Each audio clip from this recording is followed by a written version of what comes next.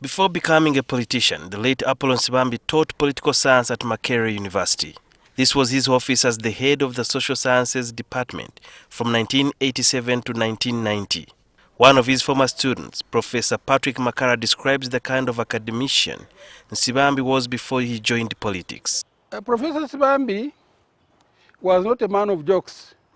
Many lecturers play a lot of jokes in class and they spend a lot of time talking offside points. But Nsibambi would come to class, open his briefcase and say, here we are. We don't have any time to waste. We are here to study, and he would introduce the lesson immediately. So he wanted alertness in class. He didn't want students who are buzzing behind the class. He would just give you marching orders out of his class if you were joking behind there. Professor Mamdan, who is also a political scientist, shares his experience of working with the late Nsibambi. He was so trusting that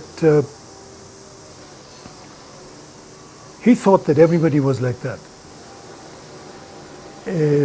So when you were in a difficult situation and there were strong disagreements, Apolo would be surprised that people couldn't get along with one another. Mamdan remembers a specific incident during the Obote II regime. There was an announcement on the radio which removed him as the dean of the faculty and made me the dean of the faculty.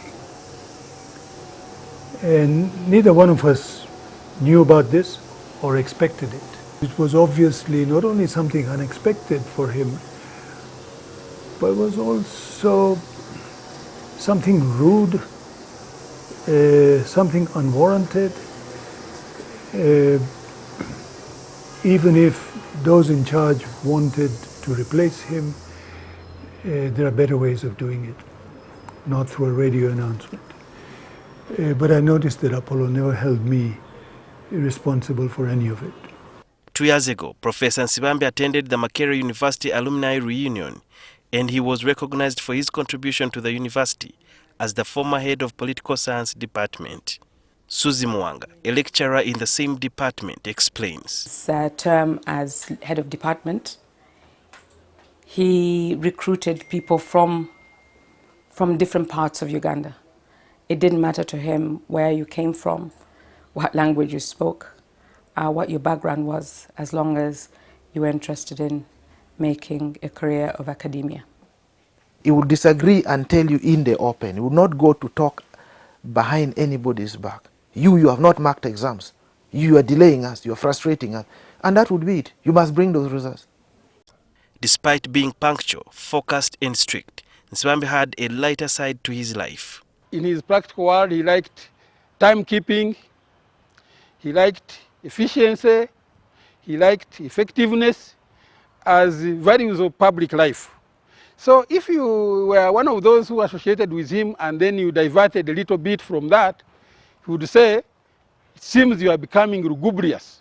So many students used to call him lugubrious. Vicky Harrison described grief as the ocean. It flows in waves. Sometimes the waters are calm and sometimes the waters are overwhelming. All we need to do is learn how to swim. Nevertheless, Professor Nsibambi's knowledge that he imparted onto his students will always remain a great deal.